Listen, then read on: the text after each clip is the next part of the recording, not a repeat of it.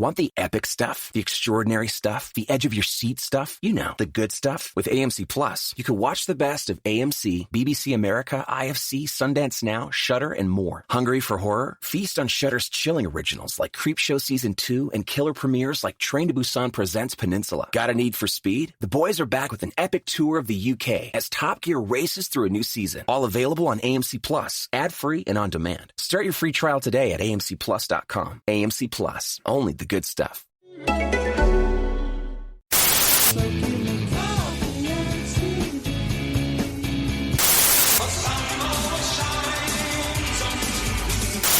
Outside the box. Hello and welcome to May's Outside the Box. The dam has broken and new television is arriving. Hooray. Helping me, Wade. God, I'm trying to stick with this as a metaphor, but I haven't planned it out. Wade through the waters of exciting new television is Jen Offord. Hello. And Mickey Noonan. Getting jiggy with it. No, absolutely not. No. Thanks for being here, Jen. Goodbye. We've got loads of stuff to get through. I thought we could start with just our final feelings on Line of Duty, since that seems to be the big television event, which is Jen and I watched that. End of Series 6, possibly the last one ever. There doesn't seem to be any talk of it coming back anytime soon, and it felt like it had a sense of wrapping it up, even if that wrapping up of it wasn't necessarily particularly satisfying. I've only really got one word to say to the last series of Line of Duty, which is meh. I listened to The Boss on Craig Parkinson's podcast, and her and Craig had a conversation about how witness protection works, which I enjoyed more than I enjoyed, I think, the whole of the last episode, possibly the whole of the last series. It really made me laugh. I also really enjoyed it. Did you see Kieran Hodgson's Yes. Series 6 in 2 minutes? Yes, it's in which brilliant. He used the most, you're going to have to forgive my accent, but he used the expression, the Venerable Bede's ecclesiastical history, which really, really made me laugh. When people joking about it is more fun than actually watching it, Jen, say something. It was, I did enjoy the series in, just, it was enjoyable enough to watch, but I don't think it was necessarily that good, and the ending was, I mean, I saw Jed Mercurio tweet about this, and we always knew it wouldn't necessarily be popular to talk about the real corruption in police and society and blah blah blah and what drives it or something like that. And I just thought, oh, fuck off, Mercurio, you've just trolled the entire nation. I don't want your worthy ending. That's not what I wanted. I wanted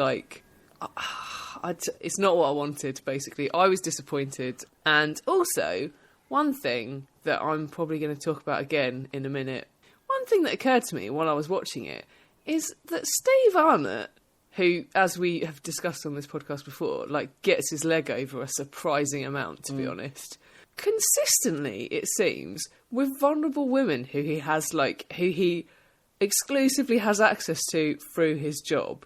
I would say that's certainly not all of them, because he does also have a lot of flings with his colleagues.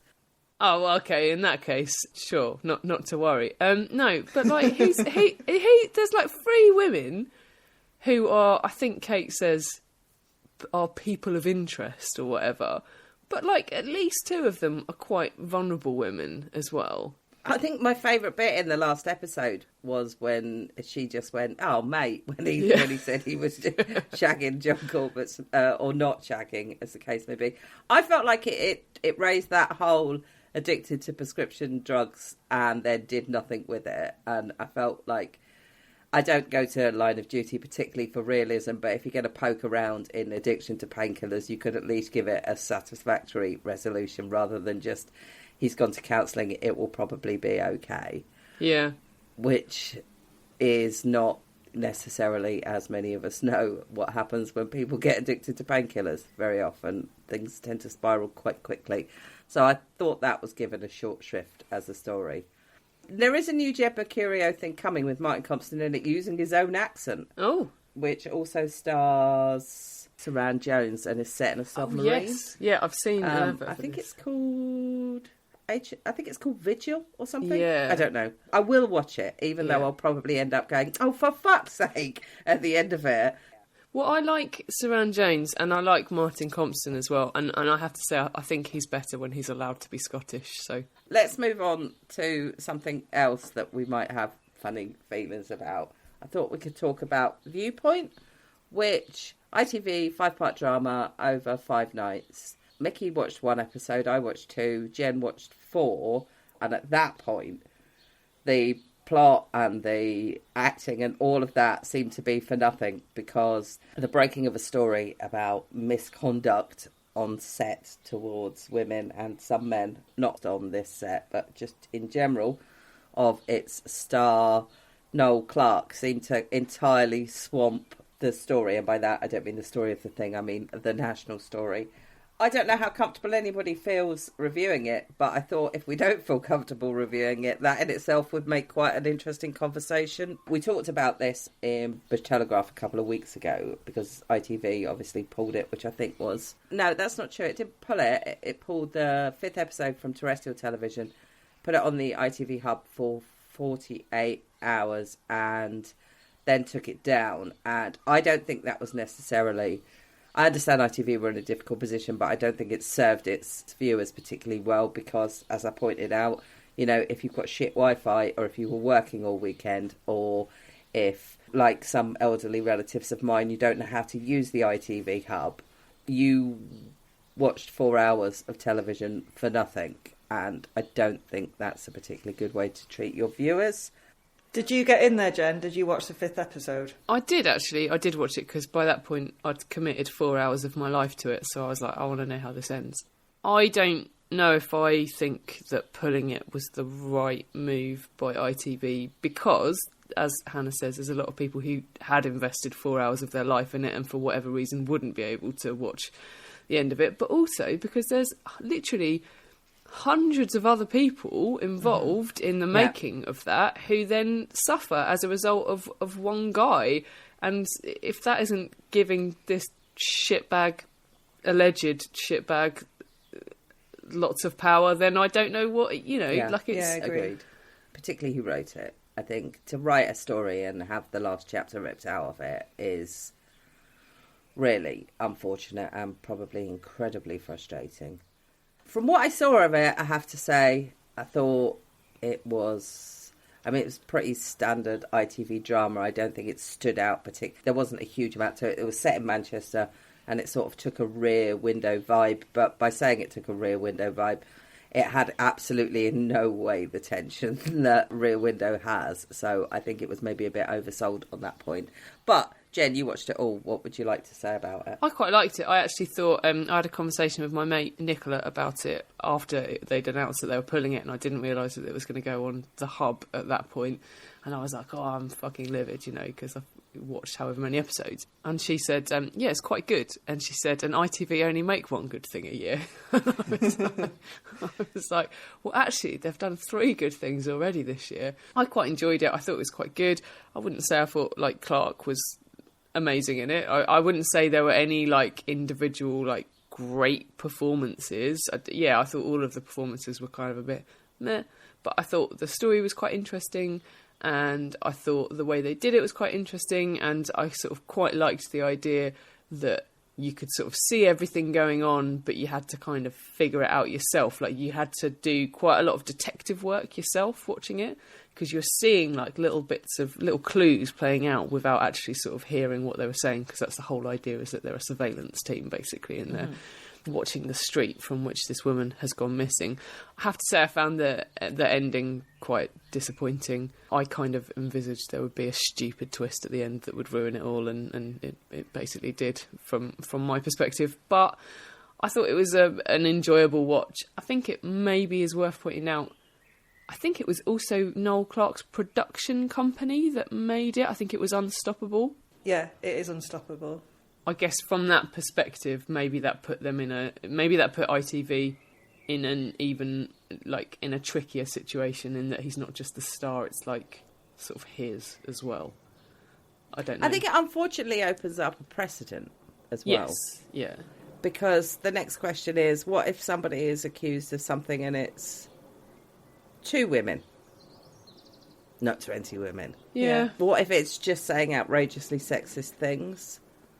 I don't know. It didn't make me feel comfortable that they pulled it because, yeah, for lots of reasons which we've talked about. But that said, if we just talk about it on the straight drama front, I only watched 2. I felt no need to watch any more, particularly since there was a clock ticking on the available time that I would have had to watch the rest of it because, you know, I knew that the finale only had 48 hours to go up, or I only have 48 hours after it had gone up to watch it. Okay, a couple of other things that have started this week that are back. 2 British comedies back on BBC. I think they both started on Monday night. Inside Number 9 and Motherland both returned. I don't think we're actually going to have time to talk about both of those. I've seen the first of Motherland just because I know that Mickey saw the first of Inside Number 9. Yes, I did. I don't have a huge amount to say so far, only that there's something, kind of a major plot development for one of the characters, which I think will be interesting, and I'm glad they're tackling it. I don't want to say what it is, because the BBC actually specifically asked on the preview stuff that you didn't say what it was, so I'm not going to. But, yeah, I think this series of Motherland might, as well as being funny, might have some sort of emotional resonance to it. And also, having known someone who has gone through what someone's about to go through in this, I actually think it's perfectly acceptable to make jokes about it. In fact, I think it's quite funny in a lot of ways. So, yes, Mickey, any quick first thoughts on Inside Number 9? I love it. I love them. Nothing has changed at the start of Series 6. Okay. One of my fears with Inside Number 9 was by doing something tremendous in the last series, by doing that just amazing crossover with Psychoville, I felt like personally it may have peaked for me. I don't want to worry about that, but it does lead me to a second programme, which I do wonder whether or not it might have peaked, which has also started and is on Friday night on BBC, and obviously all of these things are on the iPlayer as well, which is This Time with Alan Partridge, which, as everybody knows, contained one of the funniest things that's ever been on the telly in the last series, which sat amongst some stuff that I thought was kind of average. So I did wonder whether this may have peaked. But that said, the excitement that something as that brilliant might happen again is what is going to make me watch it. So, yes, This Time is the one-show style television programme presented by Alan Partridge, who's, I mean, that needs no explanation anymore, and Jenny Gresham, who is played with absolute just amazing precision by Susanna Fielding. The familiarity of it just makes me smile. Just Partridge, just being Partridge makes me smile. It hasn't really made me seriously laugh yet, so I suppose in many ways it's not doing its job, but nonetheless I like it, and it's full of people that I also enjoy watching on telly. So far we've had Simon Farnaby, Lolly Adefope, who plays Ruth Duggan, and there was a brilliant moment in which Alan Partridge apologises to her for mistaking her dad for an Uber driver, and she says, "Oh, don't worry, I quite enjoyed watching how uncomfortable it made you." And her horribleness to Partridge is a joy to behold. Mickey, thoughts? I mean, I'm shocked and surprised that you didn't at least do a mighty giggle when he leapt off a monastery wall, because that absolutely made me chuckle. Wearing a University of Warwick tracksuit. See. I think that actually is quite representative of the joy of Partridge, because we know the character so well and we've been with him for decades now. It's so hard for Steve Coogan to reach those giddy heights, because we feel like we know him, so what does he do? And there will be surprises, and like you say, there is that anticipation. But I think back to what I've seen, and little moments keep reoccurring to me of Alan doing something ridiculous, like just getting really obsessed about the availability of milk while he's in Borstal. It just makes me laugh all over again. And so far there have been some absolutely lovely moments. One of the things that just I found crazy impressive in it was that last week they had a callback to Knowing Me, Knowing You, which is a really old callback, in which John Thompson plays a ventriloquist comedian with a monkey puppet who went off the rails after his appearance on Know Me, Knowing You, and is now back on the rails and offering advice on what he's learned during that time. And in the middle of it, he gives some pretty clear advice on what to do if you are the victim of domestic violence. And the fact that they slip that in just at 9:30 on a Friday night and managed to make it funny, but yet still pretty useful, I was actually quite impressed by. And the fact that both Jenny and Alan look at the camera and go, genuinely good advice. They're playing it for the laughs, but also this is exactly what you should do, which is excellent. Susanna Fielding is still absolutely smashing it as Jenny Gresham. Just her face, just when they're doing the countdown before the filming starts again or they go live again, and she just flicks on that smile or just sort of does a little sideways glance to Alan while still maintaining character. She's so good. And Lynn with a plastic hip is still bringing absolute moments of levity and joy. I just think it's like a hug, but a slightly uncomfortable hug, because you never know what's going to go wrong with that hug. But I just really like seeing Partridge doing his thing on TV. So yeah. I'm having a lovely time. And he's managed to find a number of jokes. I mean, this is the joy of Partridge, full stop, that just keep being funny no matter how many times they do them. And with this, it's the fact that he insists on bending down, despite the fact his knees make the most repulsive noise every time he does it. Jen, have you watched any Partridge? Have you not found had a the time? chance yet? No, sadly not. But it is merrily recording every Friday on my Sky box, so I'm looking forward to. You can just have, save all 6 and just have the best 3 hours. Yeah. Right, so let's take a break and then we'll be back to talk about some other stuff. We're going to be talking about Mayor of Easttown, Ian Wright's Home Truths.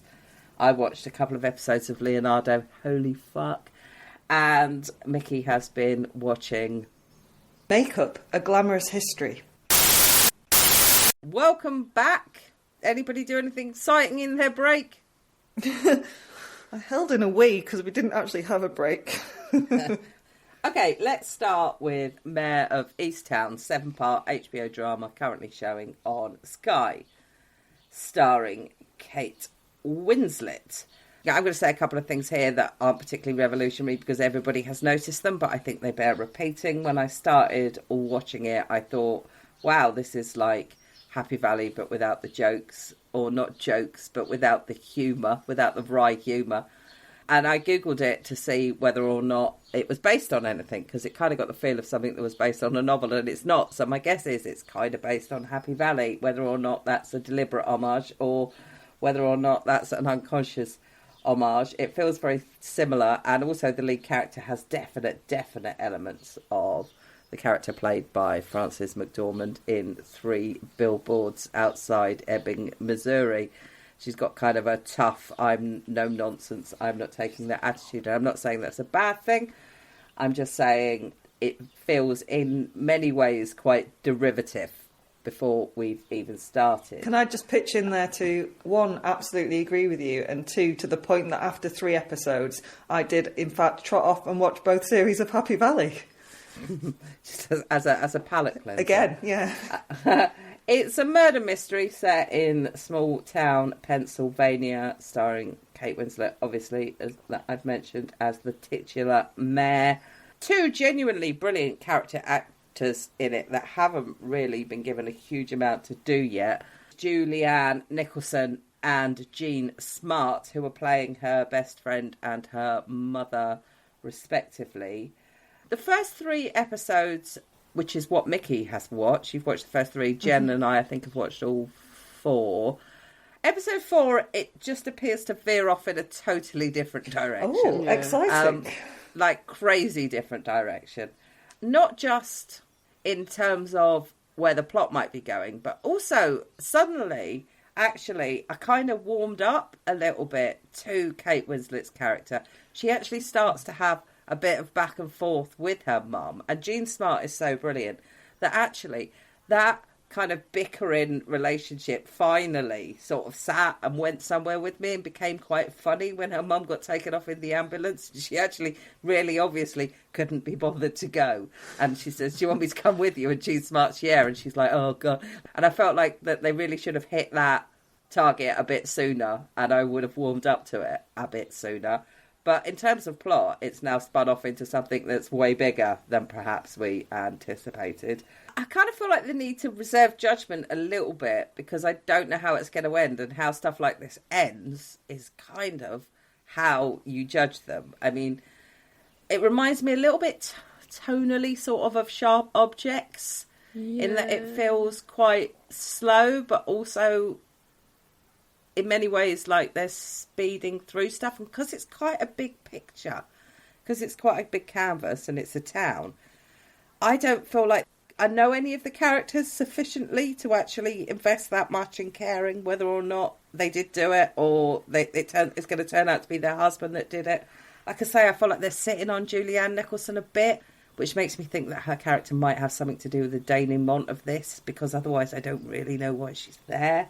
It's directed by Craig Zobel, who is an alum of The Leftovers.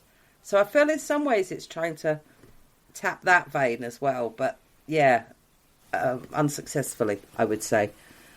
Anybody else got some thoughts? I'm intrigued now what happens in episode 4, and I had been umming and ahhing about whether to even go back to it, but I will. 3 episodes in, I just think Kate Winslet's character, Mare, she's just a dick. Unlike with Catherine Kaywood, who's got that, you can tell she cares, and she's wry, and she's got that northern humour, which, you know, her hardness belies this soft underbelly, whereas Kate Winslet she's just angry. She feels like she's a really shit detective as well, the way she goes about getting information out of people.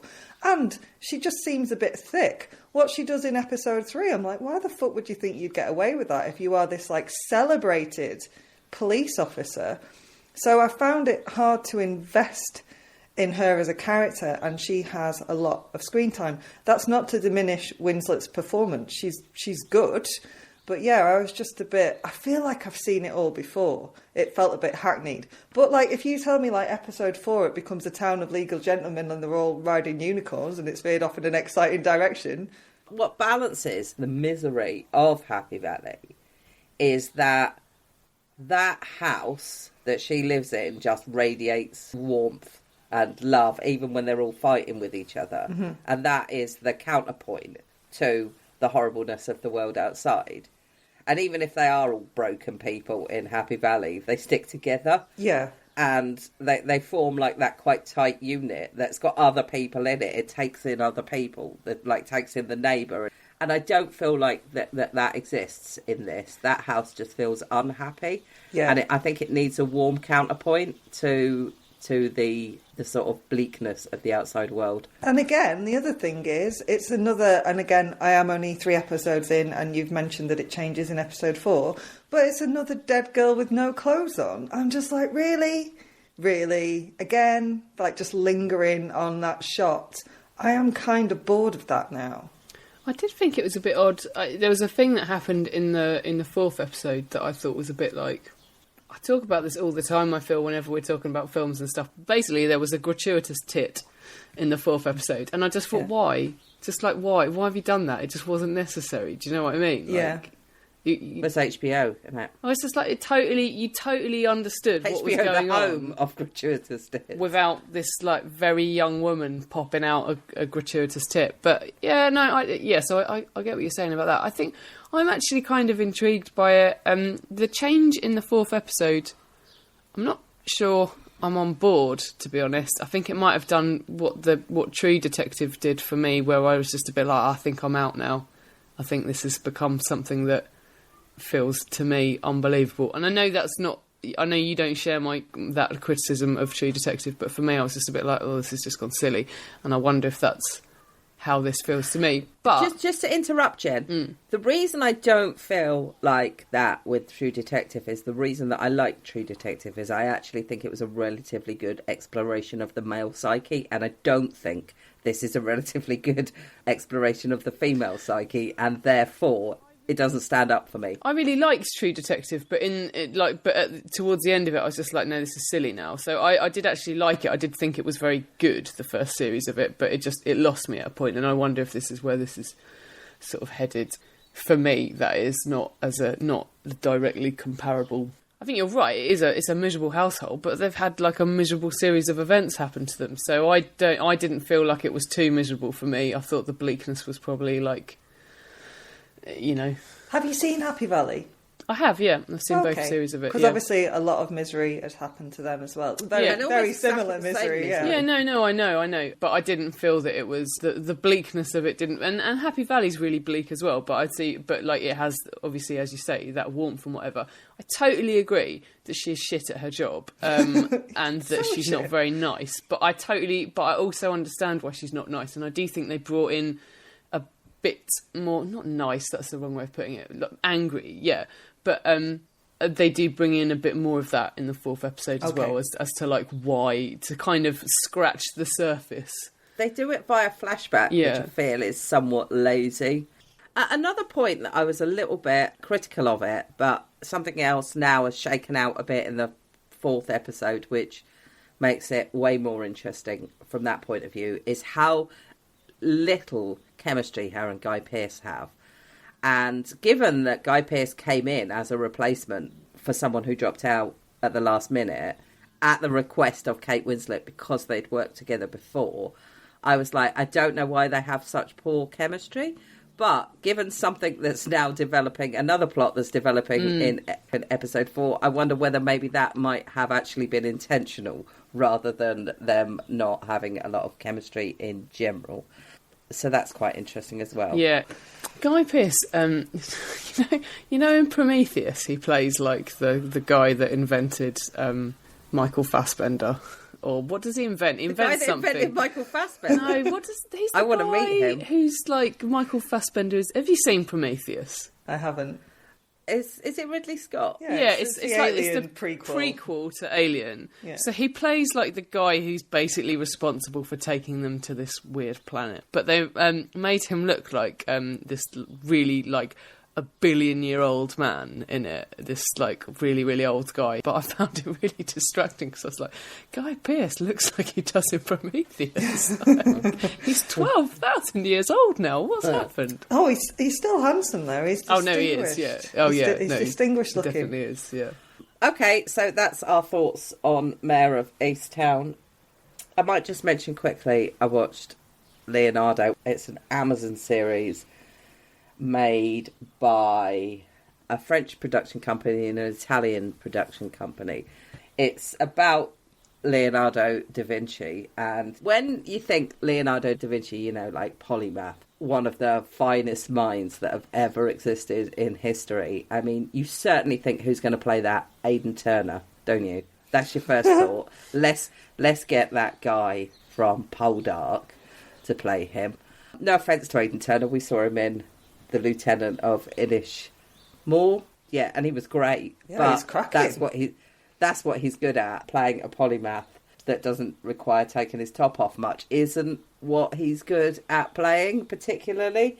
It's very Mills and Bonish. Very, very Mills and Bonish. It completely skirts over the idea that Leonardo da Vinci was in all likelihood gay. It does mention that he's gay at the top, but only that he kind of has inclinations rather than he actually has a boyfriend. And he has a character in it who would like have been his boyfriend, but he's not. He's called like his like pal. Yes, exactly that. Is he called and Goose? And then it sets him up. I watched 2 of them. It was hilarious. It sets him up in this kind of non-sexual love affair with a woman, because obviously it has to stick with this idea that, you know, Aidan Turner is a heartthrob and that women want to see him involved in relationships.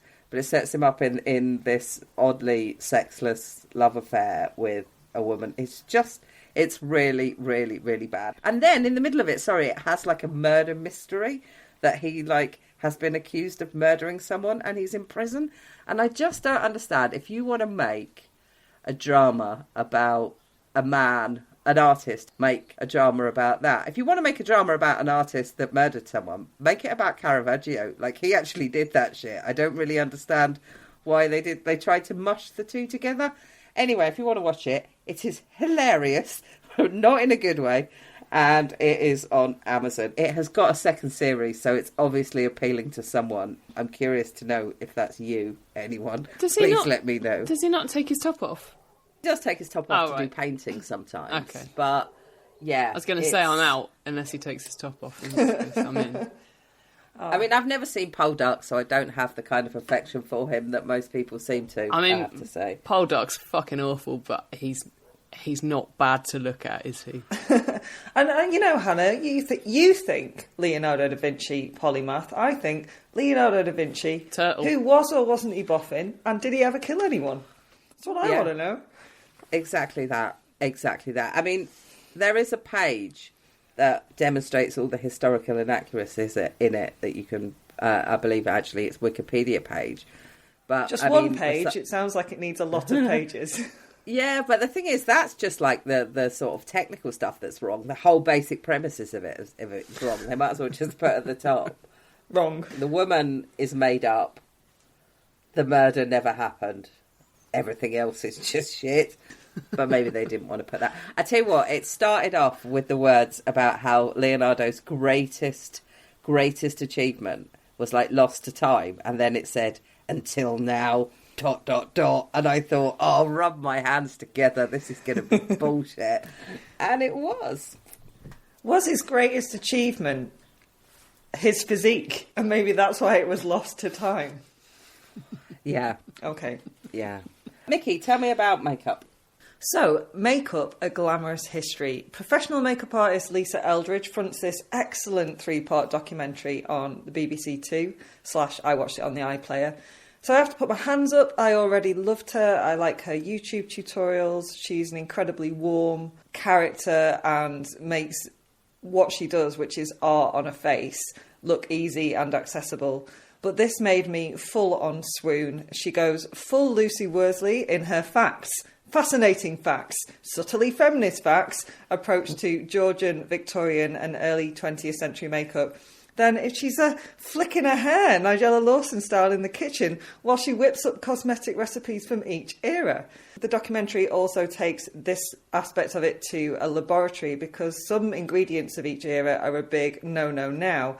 Lead and indeed liquid wax from a sperm whale's head. I am looking at you. What about magnets on your eyes? Yeah, they didn't use those. They didn't have the false eyelashes. They burned cloves to make an eyebrow pencil, which she was really pleased with. I think she might just start using it. They very much don't use the sperm whale stuff, by the way.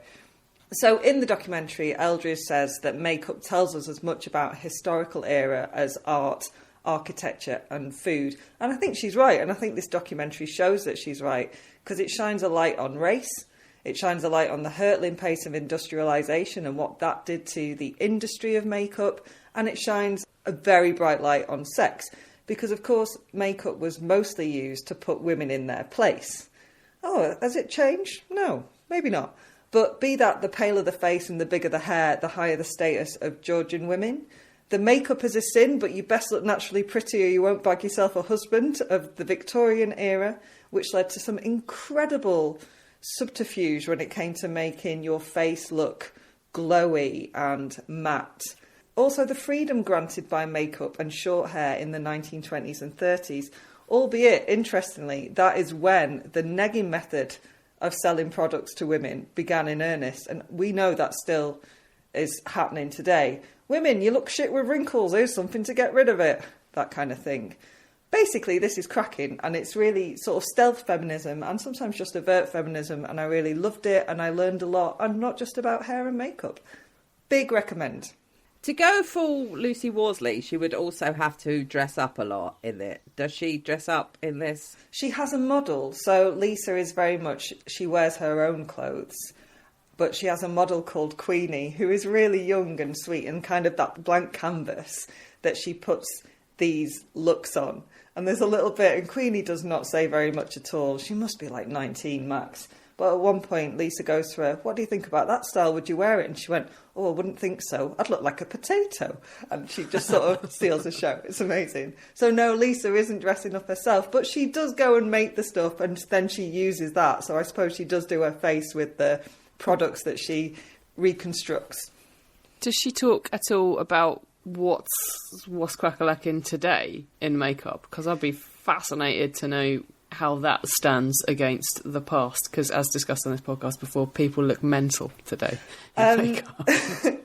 She mentions the Sharpie brow at one point, but she talks about how those eras' makeup reflected the era, so there's hints that it's cynical and cyclical. So there's a really interesting bit where she talks about, and it's fucking horrific, that in Victorian times, tuberculosis was seen, if a woman had tuberculosis, that's when she was at her most beautiful, the start of consumption, because you would get that feverish brow, so you'd be a bit flushed, glowy because of the sweat, you'd lose weight, so your bone structure would pop out. And she compares it to like the heroin chic of Kate Moss's heyday. So there are comparisons, but she doesn't go into today's makeup specifically. I think it's fascinating. I'd be very interested in, 50 years' time or whatever, when someone talks about the history of contouring, for example. Yeah, I mean, looking back on it, what people were doing, it is very much like, that's mad. Why were they doing that? Why were they using lead on their face? But yeah, you're right. People look back on today and think the same. I'd be very interested to know what anybody looking back on 50 years just makes of us, full stop, to be honest, in 50 years' time. I mean, I think what we were putting on our faces might be the least of it. I know you're kind of joking there, but I actually think the fact that this documentary shows that what people were putting on their faces, specifically women, does actually tell us loads about the history of that time. Yeah. It tells you a lot about women in any period of time, doesn't it? Yeah, totally. Right.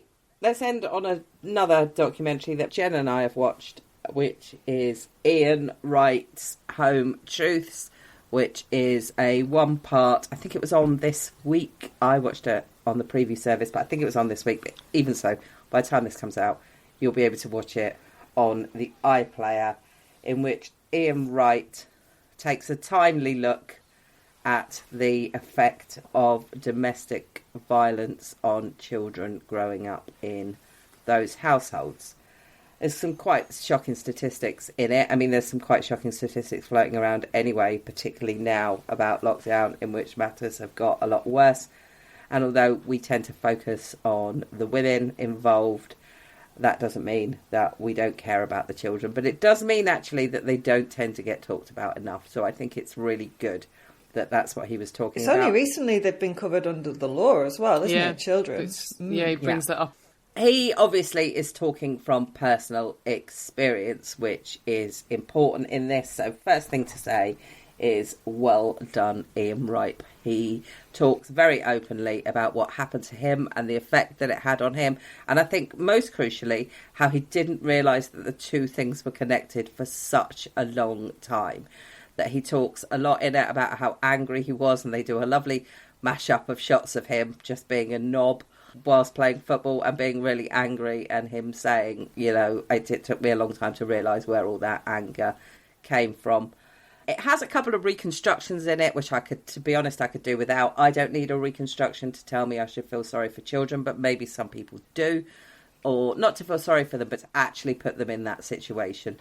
And maybe some people do, so I'm not going to knock them for putting them in there. I mean, he is a very emotional character, Ian Wright, and this explains why he's such an emotional character. But actually, it's what it needs, is a man who's unafraid to be emotional. He doesn't just talk about the domestic violence that his stepfather inflicted on his mum, but also about the emotional violence that his mum inflicted on him as a result of it. And therefore, it kind of takes in both threads. I mean, the general conclusion he draws at the end is that the emotional violence was harder on him. That's not to say that he diminishes domestic violence. And it's also worth mentioning we're talking about his stepdad and his mum, and therefore what his mum said to him probably has an extraordinary amount of power.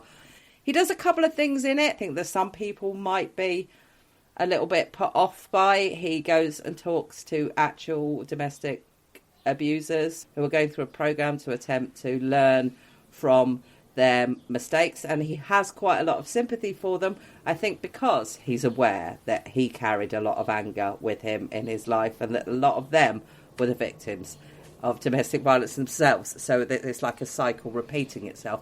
And I think some people might not like that, but to be honest, I'm of the opinion that what we're going to do with these people, we've got to try and fix them, and if we can't fix them, at the very least we have to try to understand them to stop other people getting involved in that. Yeah. So I would say, all round, big win. Well done, Ian Wright. Jen? I'm a big fan of particularly male athletes making documentaries. I know we're about women, but I just think that the amount of reach that they have in terms of getting men to think about issues that they're not, traditionally encouraged to think about with regards to themselves and their emotions, etc., I think is obviously phenomenal. And someone like Ian Wright, who is, just an absolute legend in terms of football, I think that will be a really, really powerful thing for lots of men. It had quite a similar kind of setup in some ways to a documentary which aired, I think last year, Freddie Flintoff talking about bulimia that he's had for a period of time, and that he went to a psychologist who sort of talks to him about what he's experienced and kind of gets him to understand that there sort of is a problem, really, like gets him to understand that he has been a victim of something. Obviously, it's a different subject, but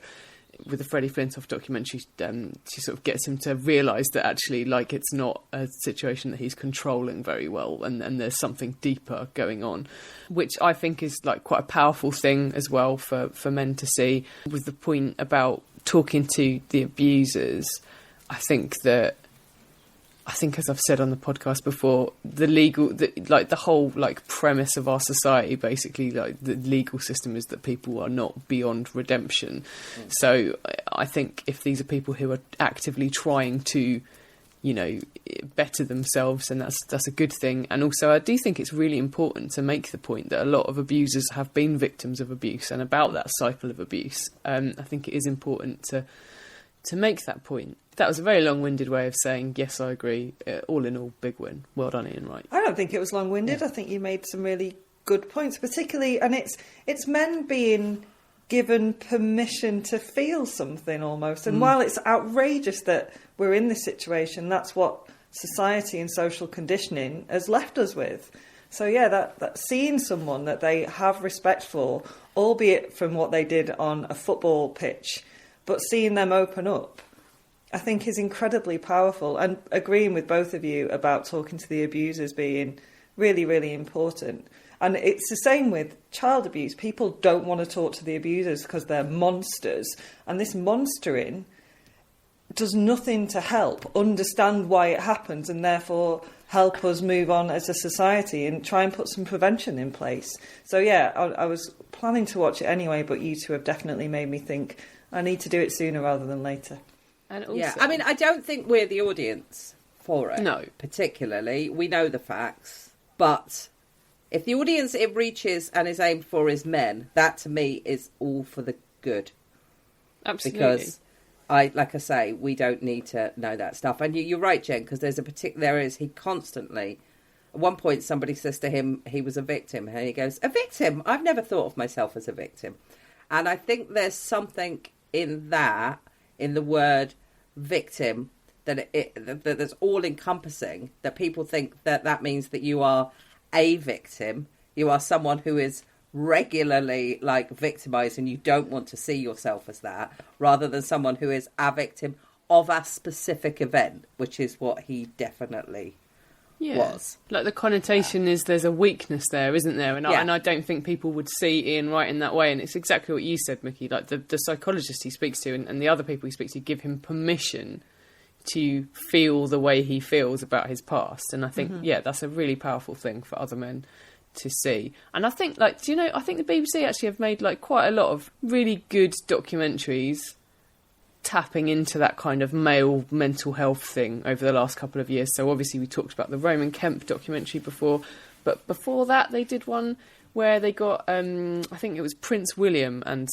some various footballers, quite famous ones like Thierry Henry, for example, to come and talk about. I mean, he didn't really say very much, but he looked ever so nice.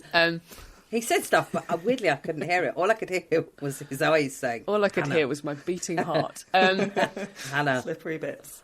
Yeah. So, but where they've gone and they've talked to people about like mental health issues that they've had and stuff like that. And I think the BBC have really like stepped up their game on that and made quite a few documentaries that I think, were not necessarily aimed at me, but they're not supposed to be, and that's the point. And, you know, if it's something we can get men to watch and appreciate, then, as you said, Hannah, that's all for the good. Also, on an Ian Wright thing, it did the rounds loads at the time, but he recorded an episode of Desert Island Discs. I think it was last year, or maybe the year before, but I listened to it while I was heavily pregnant.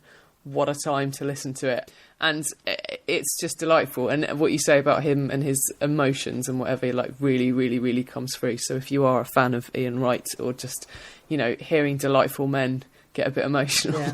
And every year, my fella Gary goes on something called the Distinguished Gentleman's Bike Ride, which is a big bike ride through London, like motorbike, raising money for charities that help men. And Ian Wright is always there, and he's always apparently really friendly and makes an effort with people, and just, you know, he seems like a good man. To be honest, from not from exactly the same perspective, but yeah, I mean, as someone who has laid out the flaws of their childhood in public, it is a really, really fucking hard thing to do. And you do deal with a lot of guilt, and Ian Wright's mum is still alive, which makes what he's done even harder, because there will be sort of repercussions within that relationship, regardless of whether she said that she was quite happy for him to make it. It's very difficult to put the information out and say, you know, that perfect scenario that everybody thinks that everybody else has been raised in. Well, that's not what it looked like for me. And it's not guilt. I mean, it's so complicated. It is so fucking complicated what you feel when you do stuff like that. That, yeah, I mean, just well done to him for doing it. I think it's really key, though, what you just said. It's just that all of this trauma that comes from abuse doesn't exist in a vacuum. It's never just what one person does to another person. It's got this huge ripple effect, and that needs talking about as well. So I think what you said there is really key.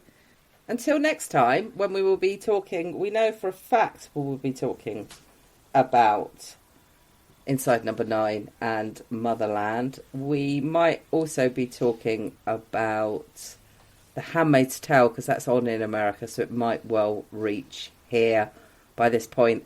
And still, I'm going to say it again, Fargo, currently on TV in America. Why can't we watch it? Why can't we watch it? Why haven't we got it? What are you waiting for, Channel 4? You've got nothing else to put on, for fuck's sake. There's literally no other TV.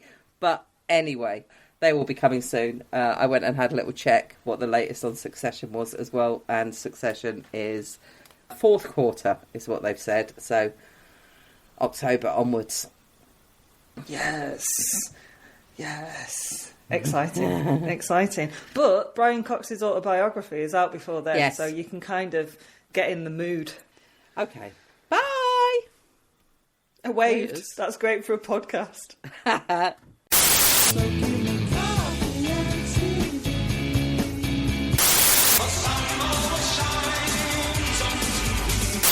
Outside the box.